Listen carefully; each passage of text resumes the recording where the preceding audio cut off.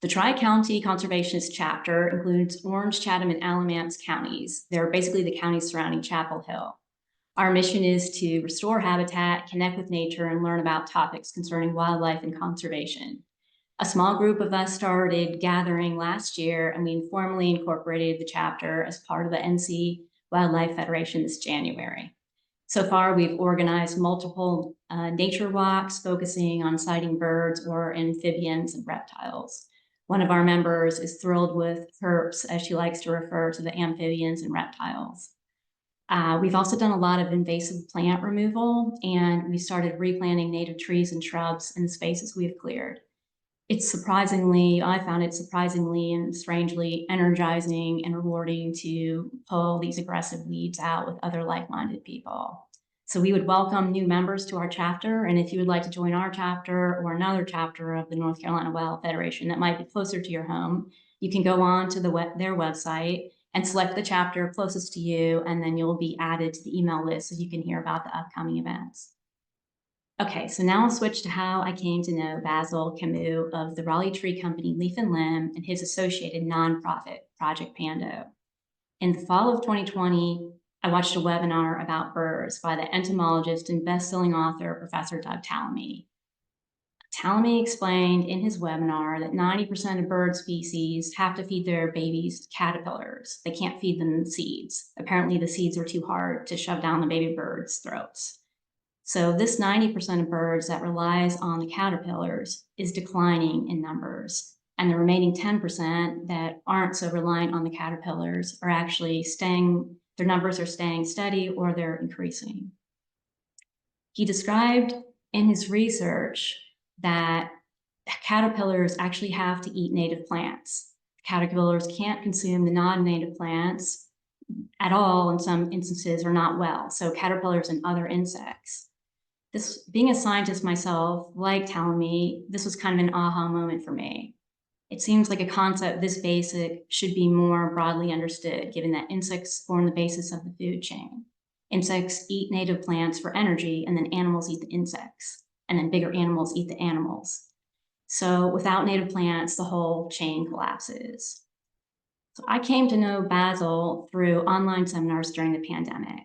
He was often one of the presenters, and I noticed that he was one of the people that was always stating the importance of native trees to ecosystems and how we can help preserve native trees. In 2017, Basil converted his family tree business to solely focus on promoting and caring for these native trees and plants. This required him to sell the most profitable half of his business, which is actually cutting down trees. Having learned the importance of trees to native ecosystems, he no longer wanted to cut them down. In addition to his tree business, he started a nonprofit called Project Pando, where he grows native tree saplings from seed provided by community members, and then provides these saplings free of charge for restoration projects. Last year, I believe he grew more than 30,000 tree saplings. It's making a huge difference. Basil has been and continues to be a real inspiration to me. Tonight, Basil will be presenting about a book he has written that is set to come out in April. The book is focused on helping homeowners reduce time and save money while improving the ecosystems in their yard. In another sign of his commitment to helping heal Earth, Basil is offering the book for just the cost of printing and shipping and giving the ebook away for free. And as I imagine he'll tell you, the book is filled with QR codes and hyperlinks so that you can see the videos of the techniques he'll be describing. Basil, we are very excited about your presentation. The title is From Wasteland to Wonder, Easy Ways to Help Heal Earth in the Urban and Suburban Landscape. And I'll turn the presentation over to you now. Well, thank you. I appreciate your kind introduction and thanks for having me. Thanks everybody for being here. Really appreciate your time. My name is Basil. I work with Leaf and Limb, as Laura described, and our whole purpose as a company, we care for trees because we love this planet. I want to just briefly touch on a little bit of sort of what we do. Laura did a really good job describing it, so I won't do too much more, but essentially Leaf and Limb is a purpose-driven, for-profit company, and we care for trees, we plant trees, we educate people about the importance of trees. We fund a nonprofit called Project Pando, and as Laura mentioned, at Project Pando, we collect wild native seeds. We raise them up into saplings, and then we give those away. We also do just fun stuff. It's great. All kinds of cool experiments in Project Pando. And that's a 501(c)(4) not for profit. So these two are tied together. And yeah, the book that is coming out, which is the basis for this presentation, sort of lays out really the framework for everything we do in both organizations, and how you can do these things in your own yard.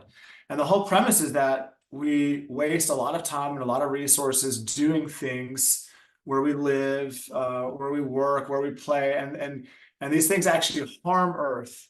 And the whole premise of this book is that with some mindset changes and some paradigm shifts, we can not only save time and we can save money, but we can also actually help heal Earth. So without further ado, let's dive in. So this is based on our book. This is available now for pre-order if you're interested. You can just go to our website, leaflimb.com.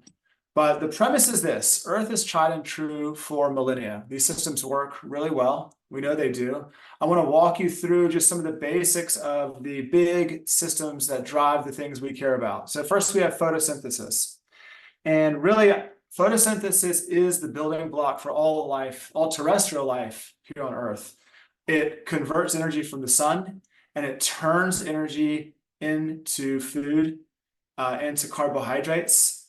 This is what drives everything that follows. Essentially, photosynthesis is what turned a planet full of rocks into this place that has a living topsoil with life. So you can think of photosynthesis as just the backbone of life on land. That leads to soil. Soil is closely tied to photosynthesis. Essentially, soil comes about from the life that exudes from tree roots. And when tree branches and leaves fall, and they feed soil. So photosynthesis is literally fueling this ecosystem that we refer to as soil. When we have soil that's in a natural ecosystem that has lots of structure, because soil is full of life, and all those things that live in the quote unquote soil, they are tunneling through, they're living, they're burrowing, they're dying, they're creating this whole underground economy of life that has inherent structure. So really, when we talk about soil, what we're talking about is something that's full of life. Really, that is the definition of soil. And if you have soil that's full of life, you also have great structure, which plants love. I mean, probably worth noting, if I say the word dirt, I'm talking about the opposite. Dirt is dead. It is sand, silt, and clay, but it's not the biology that is the life. So it's not soil. Dirt is what we refer to as just being dead. Another really big system, we've got to talk about fresh water. Now, really, you understand fresh water. Everything has to have this to survive. But what's very interesting is the mechanism by which the planet is irrigated. So water moves through many cycles. You have the evaporation cycle coming off the ocean. That's a really big one. But another very big cycle is the transpiration cycles coming off land. That's essentially plants. They're sending out water. So when these plants are photosynthesizing, system one that we talked about over here, they're also sending up lots of water vapor. And that water vapor helps contribute. But trees do a lot more than just send up water vapor. They actually help move rain, and they help pull rain down. So through, I don't want to get too technical in this presentation. I get a little more technical in the book, but essentially forests and jungles help create systems of high and low pressure. And these move water around. So when you have these connected jungle ecosystems, you can move water from the coast inland. And then soil is a crucial part of that, because in order for trees to send water into the sky and perform photosynthesis, they have to be drawing water from soil. Soil has life and structure, means it can hold lots and lots of water. So you can almost think about our irrigation system on land is really, the water has to be available in the soil, which means you need lots of soil. To have lots of soil, you need lots of photosynthesis. When you have lots of photosynthesis and lots of soil, our irrigation system's working, and that's how the planet is supposed to work. Then we'll talk about life. You know, we've now talked about photosynthesis, which is food for everything, either directly, if it's a herbivore or indirectly if it's a predator of sorts. We've talked about soil, which provides a whole life system, but also water. It's important for the water movement. We talk about fresh water. This naturally, of course, now we're talking about life. So when you have these things, you have abundant life. Everything relies on these basic concepts, even human economy. You know, we can start thinking about everything in our room where we're sitting, or you look outside, you can think about the basis for medicine and shelter. All of it comes from the lands. So much like every terrestrial creature, we all rely on photosynthesis, soil, and water.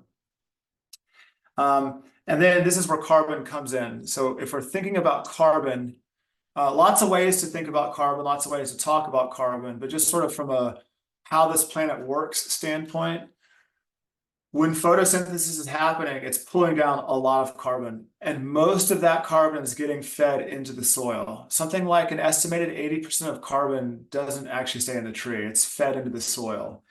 The more there is life in soil, the more there's photosynthesis, the more there's other populations, birds, bees, whales, you name it, and there's just a tremendous amount of carbon stored in life in general. I'm going to talk about one example I think is really cool, but before I do, when these systems are functioning, we're pulling down massive amounts of carbon, and it's being stored in rich soil, in dense forests and jungles, bogs, every ecosystem imaginable, and then a dense amount of life. So it's a piece of the conversation that's important when we're talking about carbon dioxide in the atmosphere. So the one example I want to give is whales. One of the interesting things to just sort of illustrate how much carbon we creatures actually hold. The whaling industry in the 1800s decimated many populations of whales.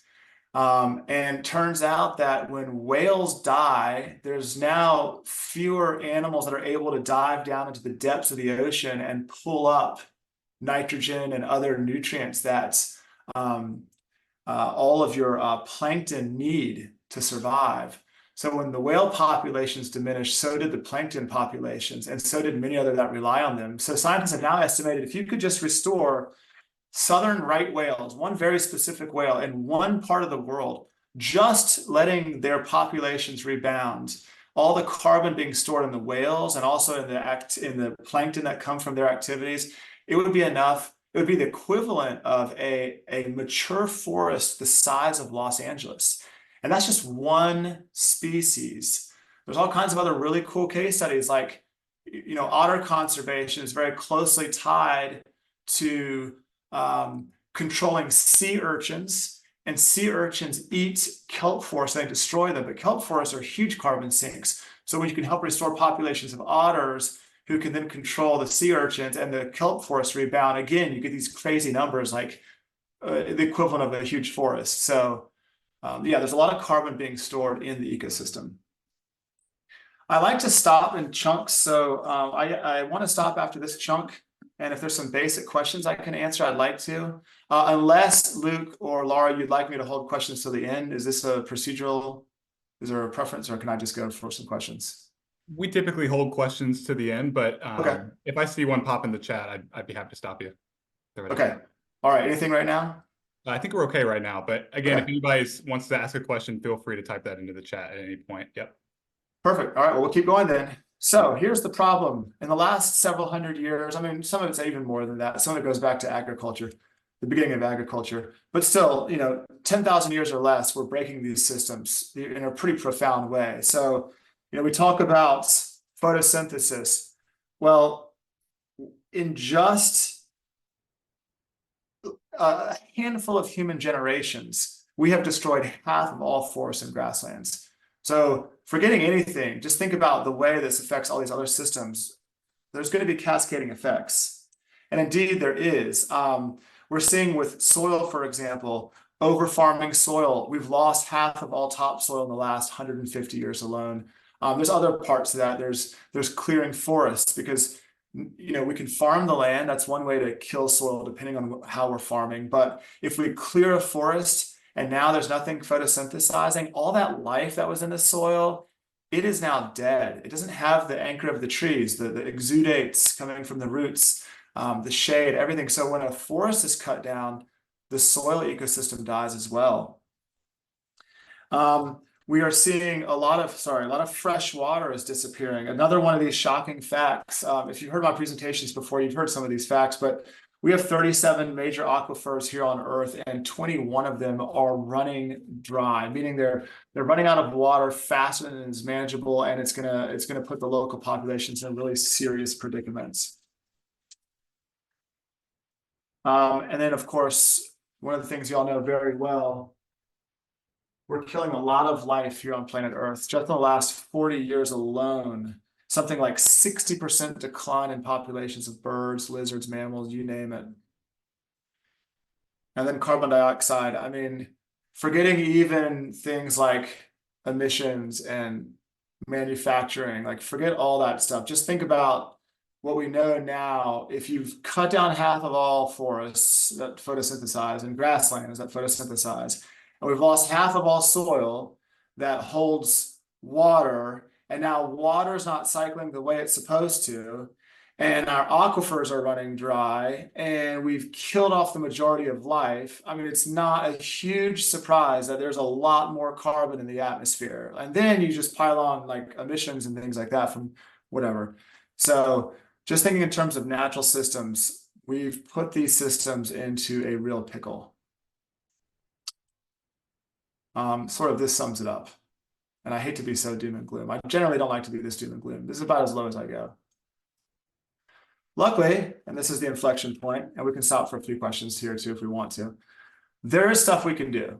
And I think this is what I love about this work, is it's very empowering. And I'm going to share some things with you that are very empowering. But first, I want to stop and see if Luke has any questions in chat that we want to talk about, either to do with sort of how systems work or how we've broken systems. It's a lot of information, and part of the problem is I've just written a book on it, so I'm gonna inevitably go way too deep on a Zoom call, and I apologize for that. So if you have any clarifying questions, just let me know, and I'm happy to fix that. All right, not looking like we have anything, so we'll keep going. So this is the path. Essentially, what we need to do is help bolster those natural systems. So the idea is, let's work with these systems. Landscaping, let's just call it landscaping and tree care, everything we do in the suburban setting. And I'm not going to say you specifically, I'm going to just say like us, you, general, right? Just sort of the status quo. The suburban landscape is most certainly a microcosm for these bigger issues. Most everything we do exacerbates everything we've talked about in some way. And it comes at the cost of spending too much time and spending too much money. So the really awesome thing, y'all, is you can flip everything on its head. Everybody can still have a job. Every landscaper could change their business model. There's still a business model. Every tree care can do the same. Like, we could just flip this thing on its head. We could just, obviously that won't happen. It's fair enough. But the good news is, you as a homeowner, you can flip it on its head. You can save time. You can save money. And let me show you some things you can do that are really cool. So first, we want to plant more native trees. Stands to reason, right? Photosynthesis, it's the motor driving the boat here. We've got to have it. We've got to get more plants in the ground, grasses, flowers, trees, you name it. And especially with tree planting, I would really strongly encourage you to plant saplings. This little fella right here, this holly, that is a sapling. I want to show you some pictures of saplings. Let me first tell you about why I love saplings. First of all, I could do a whole presentation on why I love saplings. So I'm going to try to just cut to the important stuff. Root structure is absolutely beautiful, especially when you grow it using air pruning boxes, which is what we do. These two right here, these are, you can just see the aggregates on these roots. They're absolutely phenomenal. So you're talking about a really healthy plant. It has no root issues. If you've ever seen plants that come in containers or plants that are dug up from the field, they're called bulb burlaps. They have really unhealthy root systems. In the case of a container, they're wrapped around the inside. In the case of the bulb and burlap, they've been sheared. I mean, you're talking about 75% loss, if not more. So both of those trees, when you put them in the ground, they're starting off with a handicapped root system. Then the technical expertise required to plant those trees is very high. You know, we've got a whole video on this topic. It's called The Ultimate Guide to Tree Planting. It's 27 minutes long, because that's the level of technical expertise required to plant the normal trees.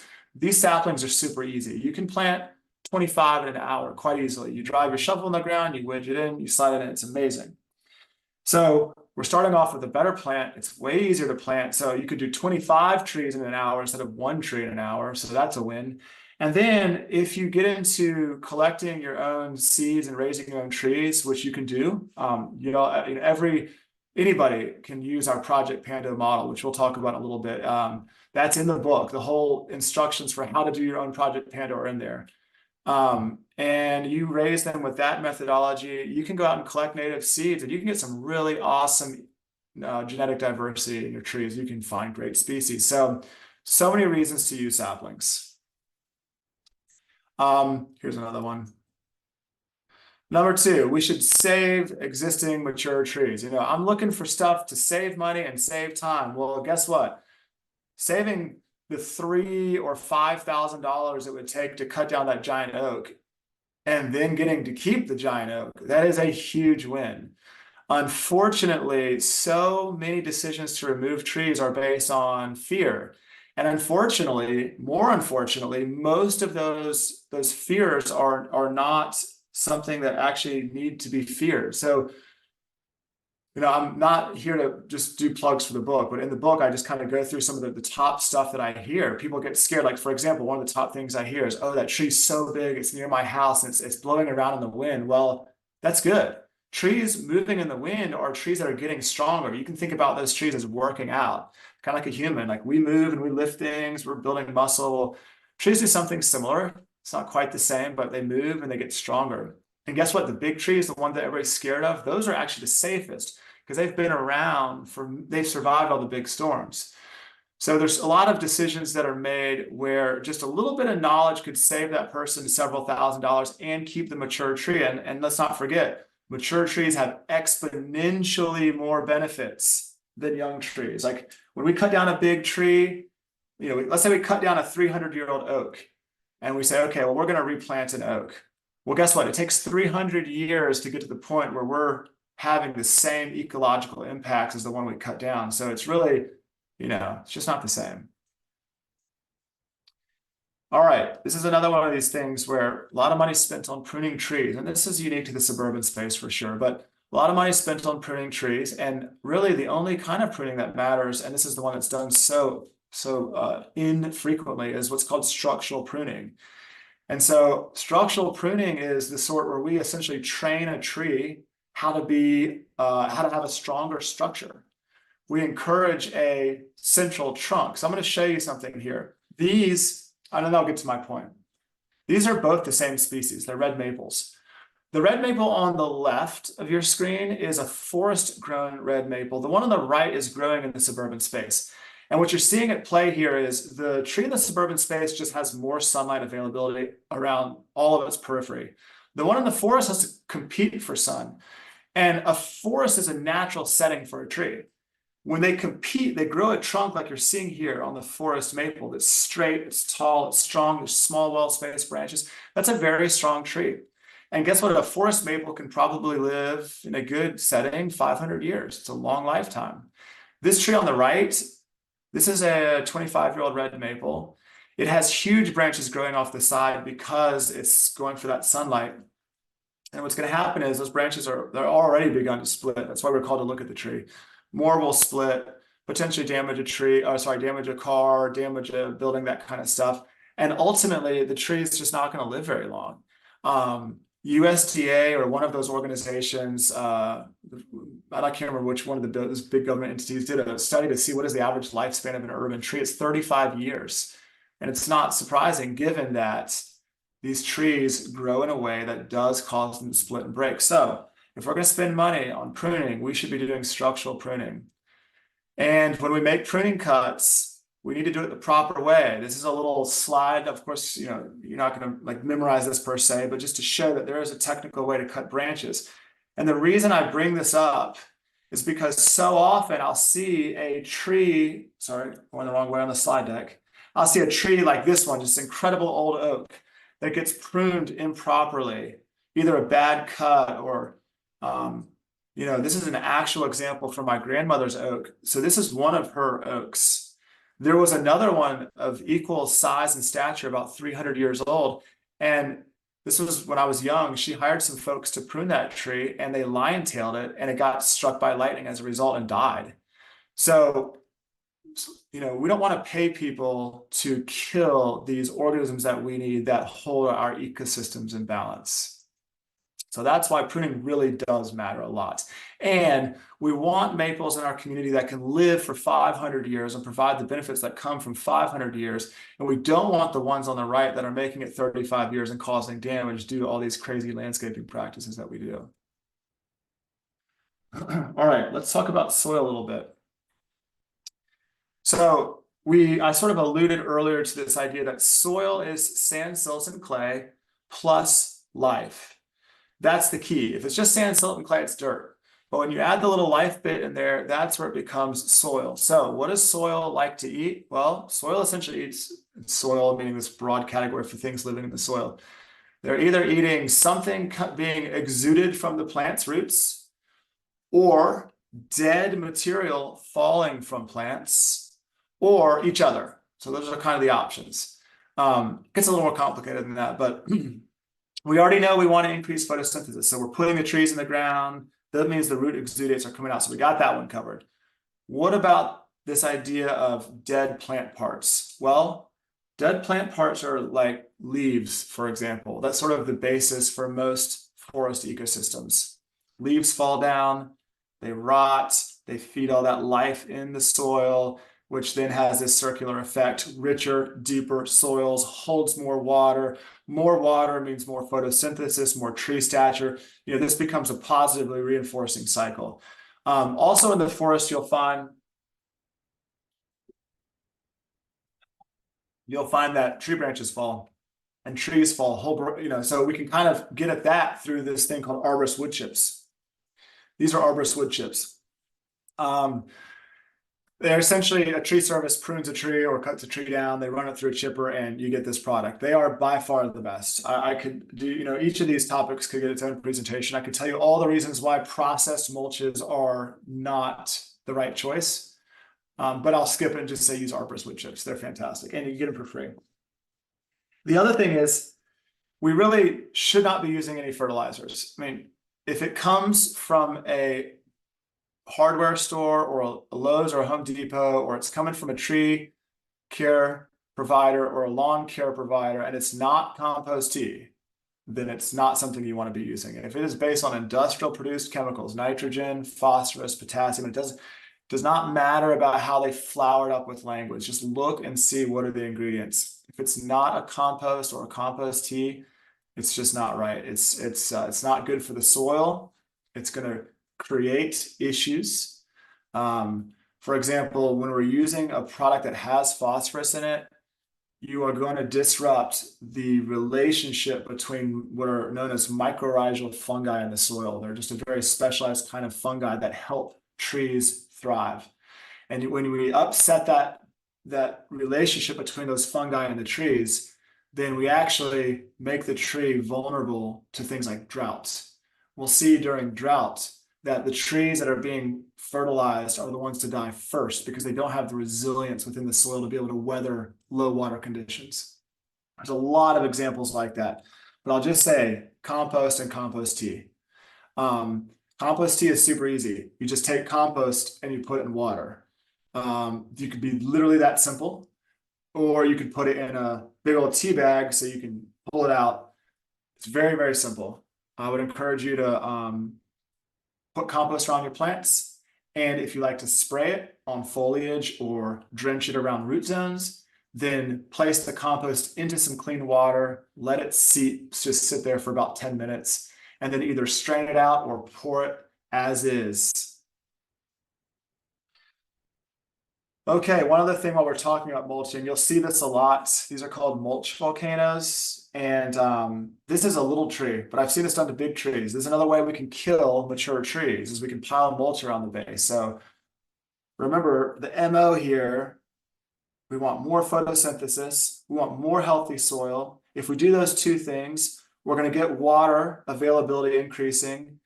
We're going to see life go back on the rise. And we're going to see carbon being pulled down. So we want trees to live a long time. Mulch volcanoes help trees die early. All right. Then there's sort of this bonus category of, yes, we can increase photosynthesis and we can build soil in the ways we've described, but we can also do extra things just to promote more life.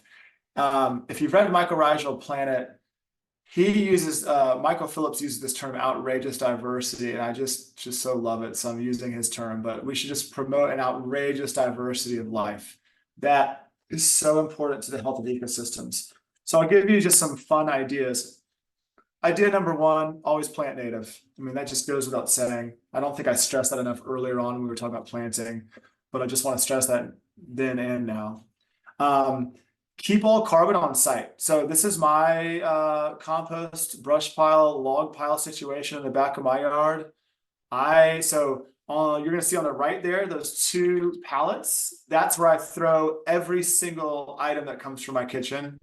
And then when I have like tree branches, or I just cut my Piedmont Prairie recently, I just throw all that back there because brush pile, that's an ecosystem. There's definitely a little Christmas tree under there. There's some logs in the back, so just keep all your carbon. Log piles, that's a whole ecosystem. Brush piles, that's another ecosystem. All your food scraps, that's great potting soil later. More things that are easy, ways we can promote outrageous diversity. Turn off lights at night. Can't tell you how many species are dying and suffering right now because of lights. Lights do crazy things to species. They'll lay eggs on sidewalks thinking it's water, or fly all night into a light until they literally just die. There's a huge toll on insects, especially with lights at night. Stop using harmful chemicals. Mosquito sprays especially. This is the time of year where people start talking about mosquito sprays. They're completely ineffective. You'd have to just start thinking about sort of the logic behind it. Like, okay, just spray my yard. Well, mosquitoes still come from my neighbor's yard. Okay, I'll spray all the neighbors' yards. Oh, then you got to do the whole neighborhood. You got to do it doesn't work. The logic isn't there. That assumes the product would even be there. It's not. It's ineffective. And it's a neurotoxin. So I would just say in general, avoid chemicals, keep cats inside. Cats are just a nightmare for birds and mammals. I know I'm preaching to the choir here. And then the last one I'll just say is remove invasive plants and replace them with native ones. All right, I want to swing into three sort of more heavy duty.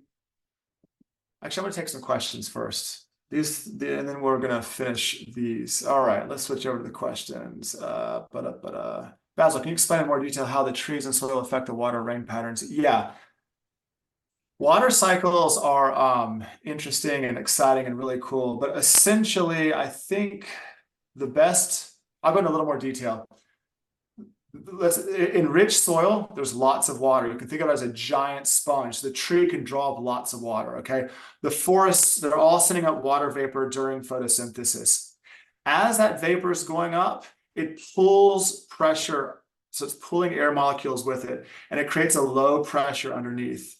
Well, that means that low pressure sucks in, potentially, say, maybe there's a lake nearby, and there's been evaporation happening off the lake. That air and moisture gets sucked into this low pressure place. Now, what's really cool, and this is emerging research, those same plants also send up volatile organic compounds and all kinds of other chemicals and interesting things that help actually stimulate the rain to then fall.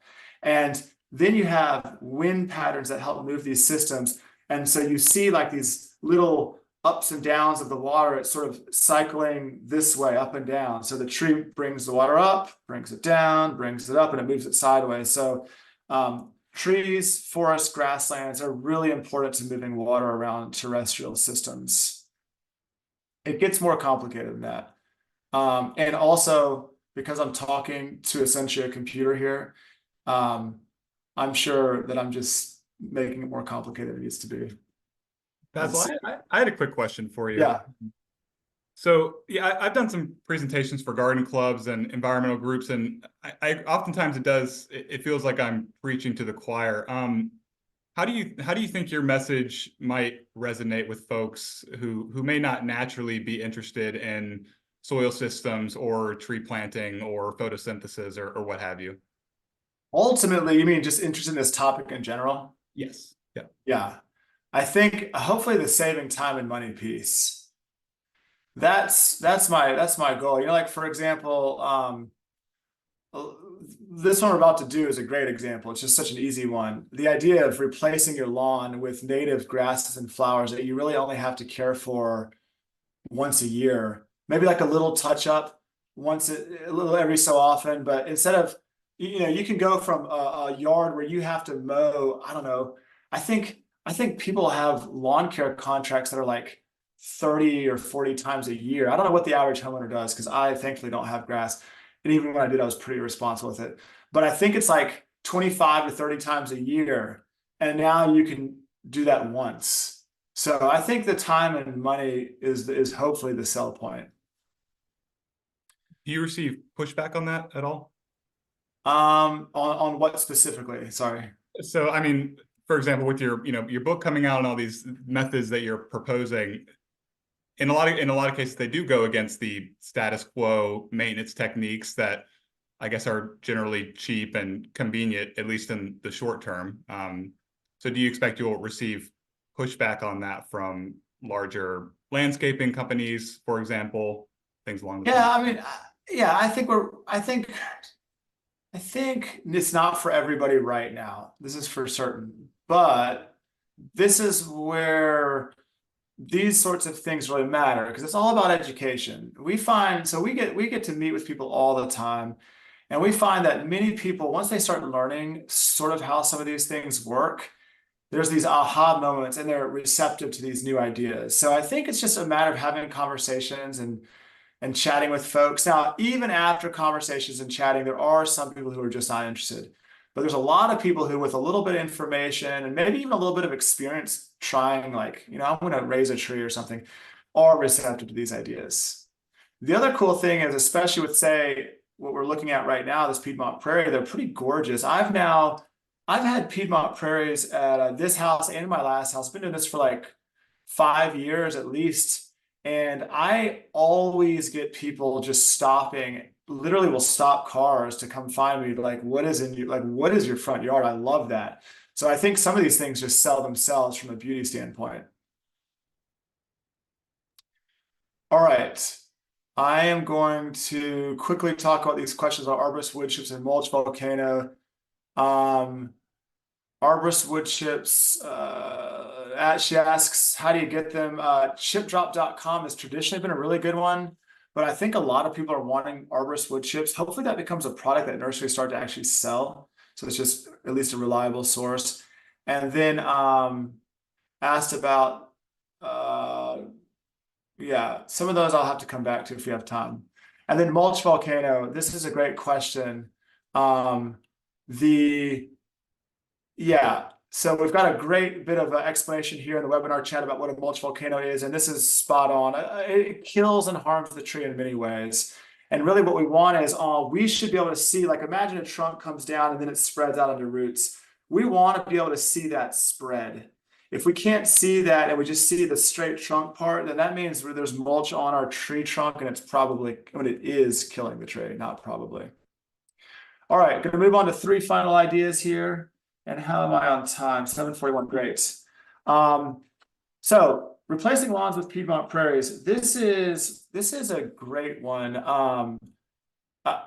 Grass just, y'all, it's just crazy to when you start going in the rabbit hole on like grass, like you start thinking about it. You've got trucks driving to and from the site. They do that maybe 30 times per year. Then you run these mowers and blowers, and these are 2-cycle engines, which actually emit 10 times more pollution than a car. So massive amount of pollution emissions happening at these gas engines. You've then also got the fertilizers that just take a lot of energy to produce and transport, and then they're put on the lawn. And they not only don't help the plants, they actually typically leach out and cause residual damage to ecosystems. And then you could say the same about fungicides, miticides, all the sides that go into the yard. and all of them have the footprint of the production required to make these things. You can just go on and on down the list. I know I'm forgetting things. It's just wild. And then what's the net outcome? 7% of Americans spend time in their yard.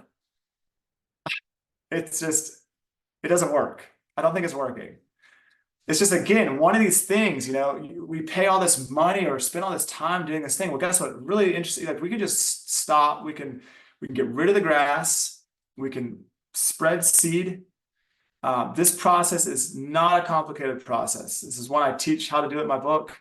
Yeah, you can make it complicated. Definitely. There are designers out there, James Hitchmow, just incredible, who make these unbelievable ecosystems. So yes, you can make it very complicated, but you don't have to. These could be simple systems, and they're just a fraction of the work, and they're so beautiful. And the life that come to these spaces, it is mind-boggling. I never knew how many wasps and butterflies and native bees, we have thousands of cool species, and it's amazing. So this is a big win right here. This fills big spaces too. So, a lot of the stuff I was talking about earlier, they're sort of like these items in your yard, but this is a space. Play a little game tomorrow when you're driving to work or wherever you're going. Like, look when you're driving and just say mowed or not mowed, because that sort of gives you a sort of an idea of how much mowing we do. Everywhere where they're mowing, we could be doing this instead. If you play the mowed, not mowed game, it just gets to be really depressing. I've gotten from here to almost to Goose Creek State Park, which is like the other side of Greenville, with a continuous mow. There's no break. It's crazy. So these are all spaces where we could be doing this. And again, going to our anchors here, that's tons more photosynthesis. It's tons more roots for much deeper soil. We're holding much more water, much more life. So we're getting at all the things we want to get at. We're helping these natural systems function the way they're supposed to. Okay, these are just some pictures I threw in, some pretty pictures. Yeah, this is a little graphic we made. It's based on a graphic from Xerxes, just sort of showing the difference in food availability in a lawn versus meadow. Okay, now talking about planting, I said plant more native saplings at the very first slide, and yes, please do that. And think about doing it in this high density format. We call these pocket forests. You can call it whatever you want. The idea is just very similar to the meadows I just described. We're planting lots of plants that are native to an area in a section of space. And then we're basically, we're doing some management to get them established. And we're going to do some management to keep them, from being overrun with, say, ligustrum or something. But largely, we're letting these systems self-govern, which is great, because really, we don't really know. We can't, even the best analysis, I've worked with some of the best soil experts in the world on projects, and you can get close to knowing what's going to thrive in that space, but we don't really know. So rather than presuming to be able to predict exactly what's going to happen, let's put 50 or 80 native species in an area. Make sure there's a bunch of overstory species, some mid layer, some lower, shrub layer. And then just step back and let things happen. Again, some management's required, and I get into this a lot in the book. But it's less than we're doing now for these beds. This bed we're looking at right here, we loaded this area with saplings that we grew from native seeds. A typical client would have maybe put, a couple of traditional trees in this space. And the crazy thing is, those couple of traditional trees, the plant material and the effort would be roughly equivalent to plant material and effort here. Saplings are super cheap. If you grow them yourself, they're free. But even if you buy them, they're cheap. And installation is very easy because you can do 25 or 30 an hour. So we're not talking about spending a lot of extra time or money. And then with a couple of trees like you would normally see in a yard, you've got to maintain that bed forever. Most people are going to be adding fresh mulch forever and pulling weeds or probably spraying herbicides. There's a lot of management that will go on forever. So the beauty here is, as these young saplings grow, you're not going to have to manage the space forever. Yeah, we manage it for a couple of years to help give it wings to fly, but we don't do much after that. And it moves fast. So check this out. This is 5 months old. This is actually the same space here, believe it or not. Different angle. So this is 5 months in. Look at how fast. This is from planting in February. This is 5 months later. This is 16 months later. I mean, it's just wild. I've got to update these photos because we're now in another growing season. So these spaces fill quickly. I'll show you another one. This is a thicket. Thicket, same concept, but just using species that don't get more than about 20 feet tall, which can make hedgerows and all kinds of fun stuff with that. So this is 5 months old. Again, they started off like that, 5 months and then 16 months. And you can see off to the left there, that's a meadow. All right. So pocket forests, thickets, man, they do photosynthesis in spades. And they build soil like crazy. So these, when we're talking about these Peont Prairies and these pocket forests, these are magnifying our impact by orders of magnitude. I want to show you one last thing that I think is one of the best things you can do, or at least, I mean, I'm very biased, so, but I love this, growing trees with friends. This is essentially, we call it Project Pando. It's our nonprofit, but we've always worked with the intention of getting our information out there, which we've done. It's all in the book, and we continue to do. If you're a Panda volunteer, you can get plugged into these systems, and we're always doing new stuff. Even right now, we're really starting to work in earnest on food and integrating food from trees into these systems and into the urban space. It's another way to bring people into these important discussions. So food has got our interest right now in this regard, but growing trees with friends is so much fun. You build these air pruning boxes. They're not terribly challenging. We'll do these on volunteer work days. And then these boxes are about, you can see here, they're a 2x4. You fill it up with, we use rotting leaf waste from the city of Raleigh. It's the fancy term for this stuff is leaf mold, but it's free from the city of Raleigh. And then we plant seeds, and you can see there's a bunch of seeds there. We also process seeds together, which is always a lot of fun. And then they grow up, and here's a box full of trees. These boxes, 2x4, you can just depend on the species. So, walnuts, which are quite large, you might only get 100 trees in there. If you do red buds, you could have 1,000 trees in there. They grow a lot of trees for a very little amount of space, and they produce that beautiful root structure I was showing you earlier. So this becomes a really fun thing to do with friends, with neighbors, with folks from your chapter, whatever. It's just a fun thing to do. And you have this added benefit of creating this availability of local native plants. You can do this with flowers and grasses too. All right, so the promise: we save time, we save money, find joy. I found a lot of joy, and help heal Earth. This is it. I'm going to answer questions now. If you want the book, it's available, leafland.com/wonder. It's basically everything we've talked about, but in way more detail. Our YouTube channel we've got a lot of videos on there. So if you're interested in learning a lot more, YouTube channel. And then we have a newsletter. It's education only. And each month we send out a couple of different articles and videos and things like that. Thanks, All Basil. right, let's do questions. I like questions a lot. Yeah, it looks like Laura's got one. What is the best thing to do to help a tree that had a mulch volcano applied many years ago and now has roots wrapped around its base? All right, so I would definitely try to rake the mulch away. You can cut the roots if you're, this is good. This is okay. Let me say, we have a video on YouTube. We have various playlists. One of our playlists is about mulch volcanoes. There's some very technical how-to stuff in there if you want to attempt this yourself.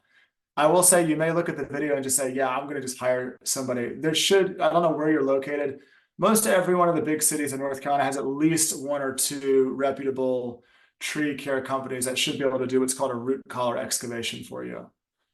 Okay, thank you. And we had a question pop up at a planting not too long ago, and it was a really root-bound tree, and it was, you know, root-bound in the pot, and a bunch of people had different ideas as to, you know, what do we shake up the roots? Do we slice them? Do you have a best method there? Yeah, part of my reply depends on how much time you have, but like the most efficient and best option is take a sharp saw and you just saw into the outside and you slice into the casing and do that at least 4 different points, but really probably 8 is better. And by cutting it, you know, again, there's a video on YouTube where we show this done. It's under the planting playlist. It looks like butchery, but I can assure you the plants will do really well. Now, if you have tons of time, you could individually tease out each root. That's just generally not practical, but maybe this is like one tree and you want to plant it perfectly. You could untangle each root. I noticed with I returned to an area that we planted, and there were a few, most of them were fine, but there were a few that had popped out of the ground. What happened there? The roots, you're saying? The whole tree just popped out of the ground, and it was, yeah, the roots and all. Yeah. Interesting. I don't know if I've ever had that happen. It was a recent planting, and it's a wet area, but I didn't know if an animal dug it up or what was going on. I'm the mystery. Yeah, was there any signs of deer rutting on the trunk or anything? I didn't see. The only thing I could think of is that it was a big rain, and maybe it rose out of the ground. And plants will do that with the heaving, the freezing, and thawing. It happens to us in the mountains. And if the roots aren't, you know, laterally spreading, then the plant can't hold on and it gets shoved up. I see. So I bet it may be from the flooding. Okay. Also, could you talk to us briefly about how with your little saplings, it was so much easier, like we didn't have to dig a hole. Because I feel like digging the hole, you're disturbing so much ground. And then if there is flooding, like it's just going to all wash away. But with your technique, with your saplings, just with the shovel and making a wedge. Yeah. It's also really advantageous for reforestation work. So if you're working underneath large canopies, you know, let's say you've brought deer populations down to a reasonable number in the area and you want to repopulate the understory of a mature canopy. Like that's a big problem in a lot of our forests in North Carolina. There's no understory. You see areas like, I love, there's sections of Eno where hunters are actually paid to bring in deer in an ecological and a conservation effort. And those understories are very different. They're very dense. You can't get through them. So let's say you are working in a piece of land to repopulate the shrub and understory. You would want to work with saplings because, yeah, one shovel and you can put that sapling in there. Whereas if you had to dig out a big hole, you could cause damage to a lot of those trees. And that's essentially all there is to it. You drive a shovel in the ground, you wiggle it down, and then you wedge it forward, and you slide that little sapling right behind, in the back of the slot. And then you use your feet to press it shut. It's just so easy. And here's the crazy part. Every single bit of it is better than doing the normal trees from the nurseries. The only complaint you can make, and it's a reasonable one, is, oh, well, the tree's more vulnerable. And that's true.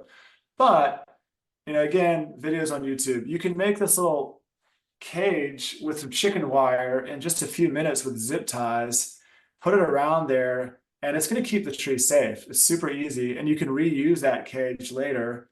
So you can, you know, again, a lot cheaper and a lot easier with way better outcomes. Saplings are just always the win. And by the way, they outgrow larger trees. That's the other thing.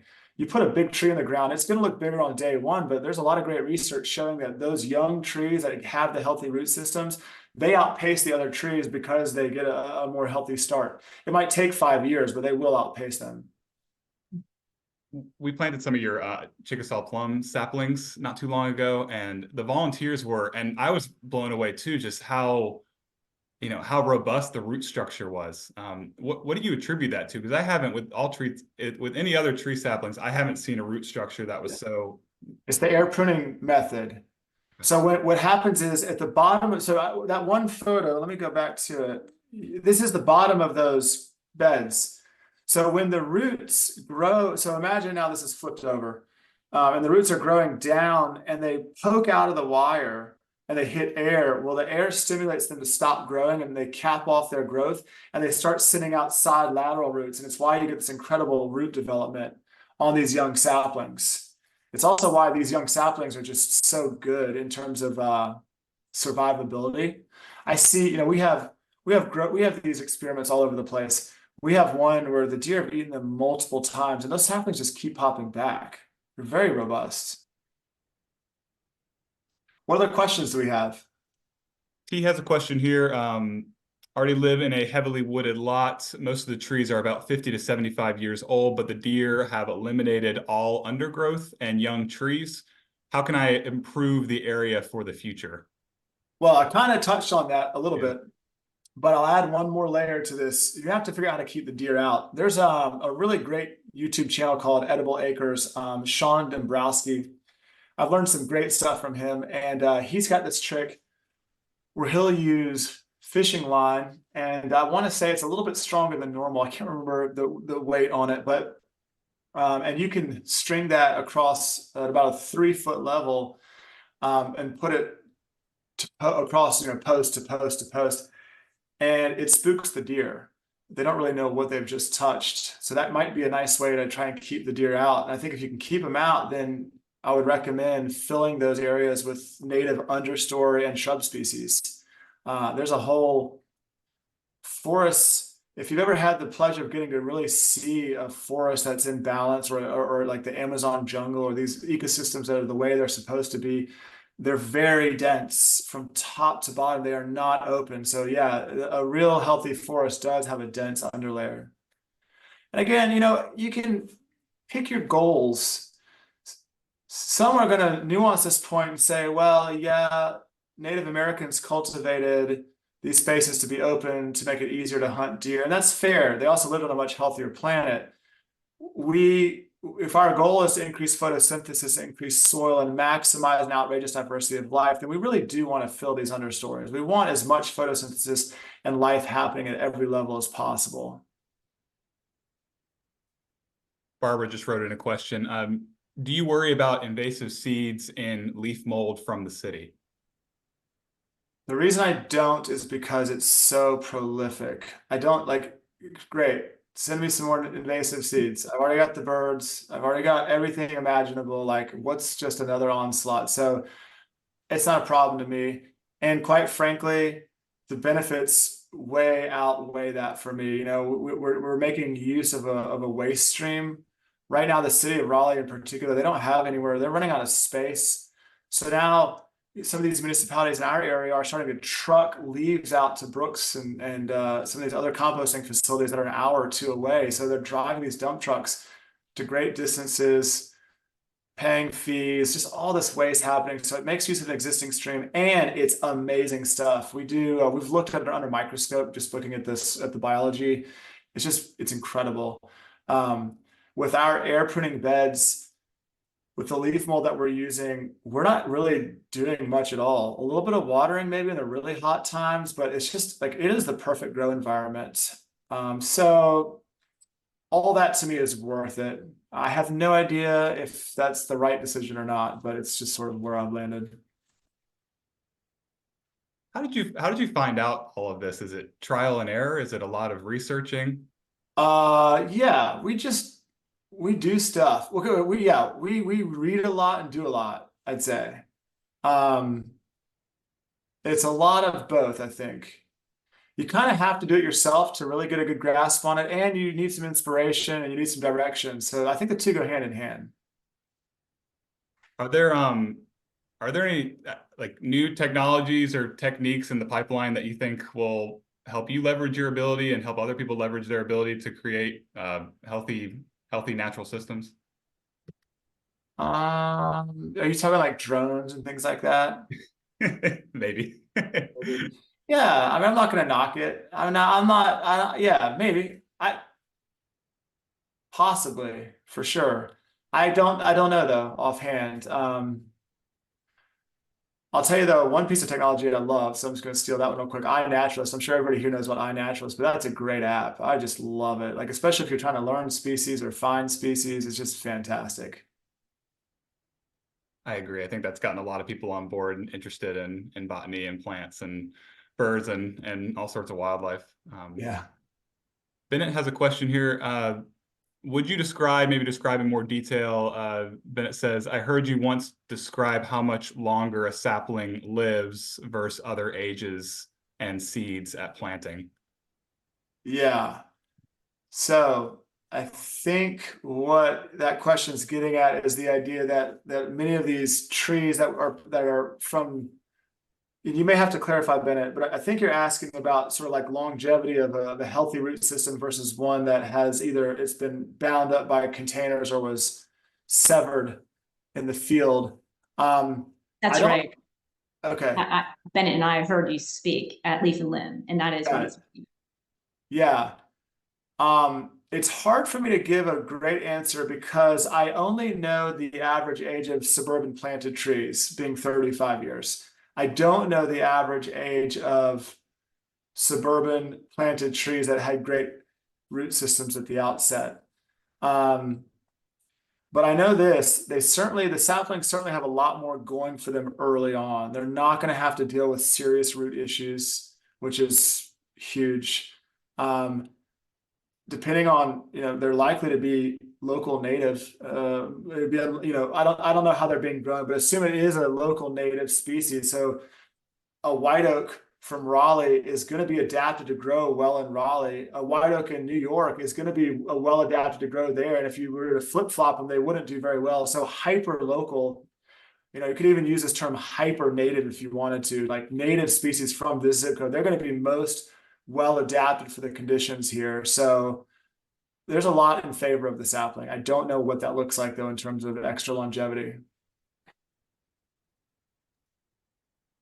Do you think there's enough supply to match the demand for native plants, native trees, or is there a need for more nurseries? There's not. Natives. There's not. It's a huge crisis. It's a huge crisis. There's some really big reports put out by National Forest Service and a whole bunch of other organizations just highlighting the fact that we are so undersupplied on being able to do large scale reforestation projects because there just isn't native seed stock. The National Geographic did a really awesome article maybe like 3 years ago about the need for native seed collectors that I'd recommend. It goes into some detail on this. I wish EB was on this call because he could send us a link to there was a really big report that came out last year from I guess National Forest Service. I don't know what our national forest level is. I can never remember all but whatever our top tier forest management group is. And they were speaking specifically about this. So long answer is no, we don't. I hope Pando can help with that. I think a general interest in native plants will help with that. There's lots of signs. You kind of need a market, I guess, to drive supply. That's the other thing. Can't buy seeds. So when we first started this project, we want to just buy seeds. You can't buy them. You have to collect them. They're not for sale. Nobody's selling them. Because it's like, why? There's no market for it. And then there's another problem, which I don't want to go too far in this, but to have a profitable plant that you sell, you've got to own a trademark or a patent on it. That's why we have cultivars. Because now you control this cultivar of plant, and anybody who sells it has to pay you a royalty or earn a trademark. So that's why everything in these nurseries are cultivars. So when you get into this world of like, oh, you can just find this seed outside, well, there's no trademarks, there's no patents, you can't protect profit margins, so nobody wants to sell them, even if there was demand, and there isn't.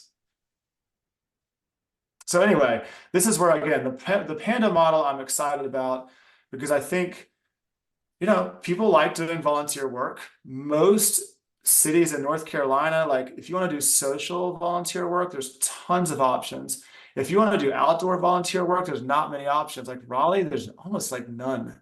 So this will fill a need. People who want to get outside and are interested in this kind of stuff will start doing this, hopefully. And then, it's not hard work. It's fun. Maybe we just generate our own supply, like maybe we were talking to Croatan Institute a few years ago about could we use this model. They're doing a big forest restoration community outreach project in Duplin County. Well, this is the perfect thing to use for that. And they're doing it, the forest was to be cleared. So their idea is, well, can we go and collect tons of seeds from this forest before the developers come in and destroy it? Or I guess it was loggers.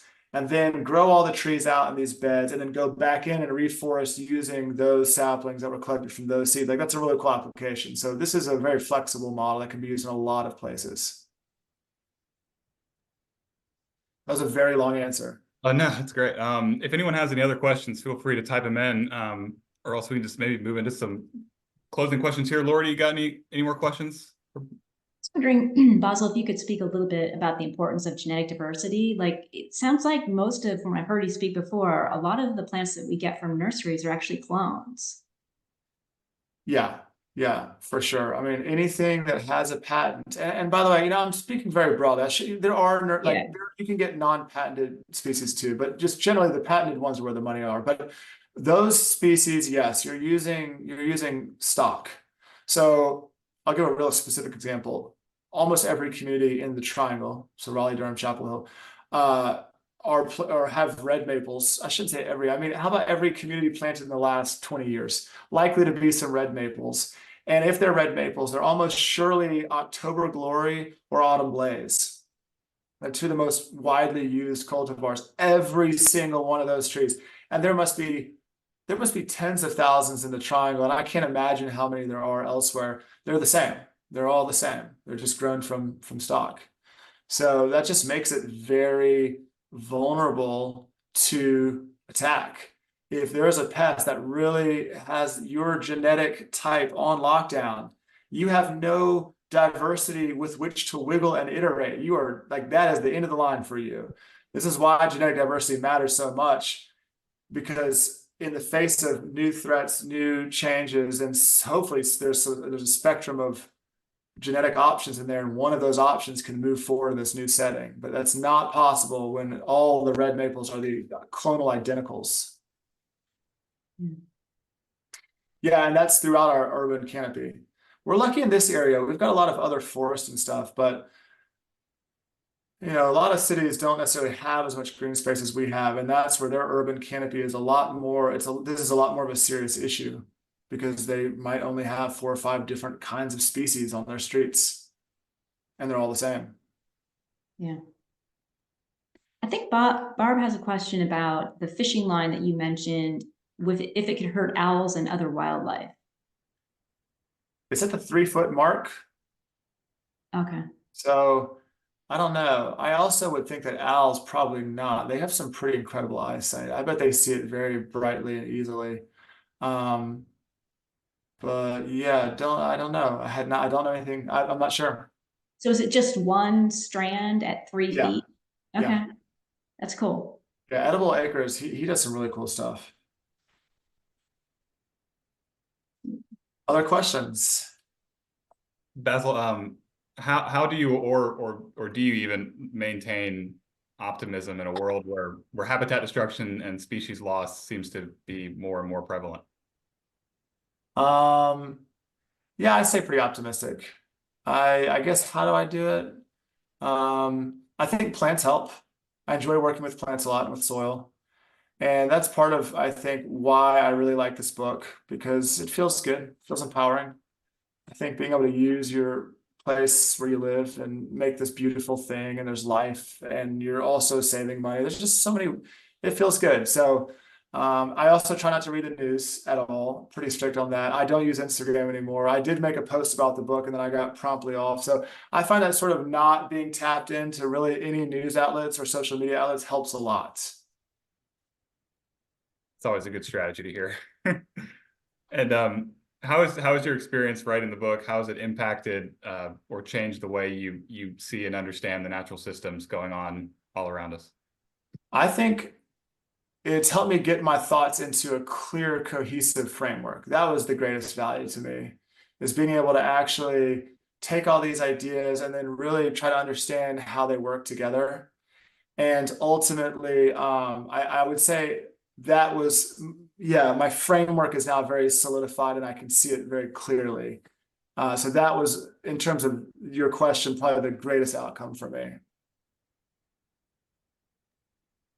Laura, do you have any questions? Well, Elizabeth had a question if your book will describe how to cultivate the redbud. I think she said redbud seeds. Okay. Yeah, so one of the things we don't do in the book is Okay, let me back up. At Project Pando, we like to maximize our yields. So we actually do what's called seed processing. And seed processing is the idea that you can put your seeds through certain things and then they'll have better germination. You can get more seeds per box. Learning how to do seed processing is really challenging. There's some information for some species and some you have to do trial and error. All that information is available through Project Pando, which is linked to from the book, but it's not in the book. In the book, I say keep it easy. Just put the seeds down. Some will make it and some won't. Let's not, maximizing yield is sort of more of an advanced topic. So I would say with redbud, you can even just take the whole pod as is and plant it. You don't even have to take the seeds out of the pod. You'll still get plenty of growth just from throwing pods into a pot or air pruning bed. And then if you want to take the time to get the seeds out of the pods, then you'll really get some great germination. Cool.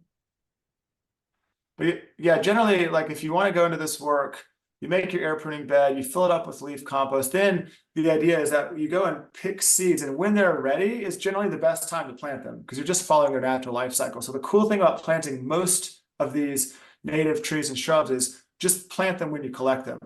That's your surefire way to get a decent yield. I never know quite with my perennial plants, I had a lot of flowers and then I was hoping that sometimes the birds, like I had a purple coneflower. I had a lot of seed heads and I saw that some of the seed heads were getting eaten. And so I waited thinking the birds would eat them, but I give the birds seed. So I don't know, maybe that's so much easier. But anyway, by the time I went, I was like, well, I'll collect the seed and I'll put it in pots. But then it seemed like there wasn't any seed left. So I sort of had the question, like, is the seed sitting in those dead seed heads or does it fall out and then is it getting moist stratification? Like when? Yeah, a lot of those, like the one you mentioned specifically, coneflowers, a lot of those are going to be flowering in summer and then going to seed that fall. And usually that's roughly when it'll fall. Some seeds will hold on longer. And it's going to depend on how many birds you have. So I'd say that's sort of a species dependent question. But I'm guessing just given how little of that sort of stuff there is available right now, probably the birds ate most of your seed. Okay. I think some of those plants are in short supply. Depends on where you live, of course, but like here in downtown Raleigh, yeah, there aren't tons of those. So like my meadow gets picked pretty clean by the birds. Interesting. Yeah, no, there aren't plants here. It's a dead zone. Got it. My yard I'm trying, but it's a dead zone. Not for long. It looks like Matt has put in some leaf and limb resources, and I'll definitely include those in a follow-up email as well, so folks have that.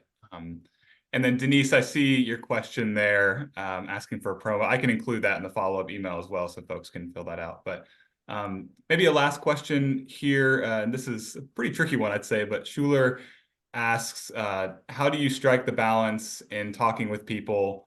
How do you strike the balance between wanting to emphasize best practices and their personal connection to the landscape that may involve less than ideal practices? Yeah, that's a great question. It's challenging. It's like our friend, the European honeybee. It's challenging because on the one hand, we know European honeybees put a lot of pressure on our native bee populations. But on the other hand, they're the face of these Save the Bee campaigns. And, talking about bees is one of the most politically neutral things you can do. So it's a topic of great conversation. So the European honeybee is this poster child for conservation in some ways, and it draws so many people in. I don't dislike it for that reason, but I also know it's problematic. And I think where I land is that everybody's on different stages of the journey, and I just have to remember that because I 10 years ago, I didn't know many of these things myself. So I guess where I strike the balance is if I can draw somebody into this work and get them on the right path, that's worth way more to me than best practices because I think those will come with time. And it is a challenging and nuanced conversation that probably differs per thing there is. Yeah, European honeybees, you know, I don't want to poo-poo on them too much because they're drawing people in. But later, if I get in a group of experts like, you know, we are here who know these issues, well, then I can say these things. So I don't know. I guess it's right time, right place, depends on the crowd, and everybody's on different stages of the journey. And just being on the journey is probably worth more than anything else.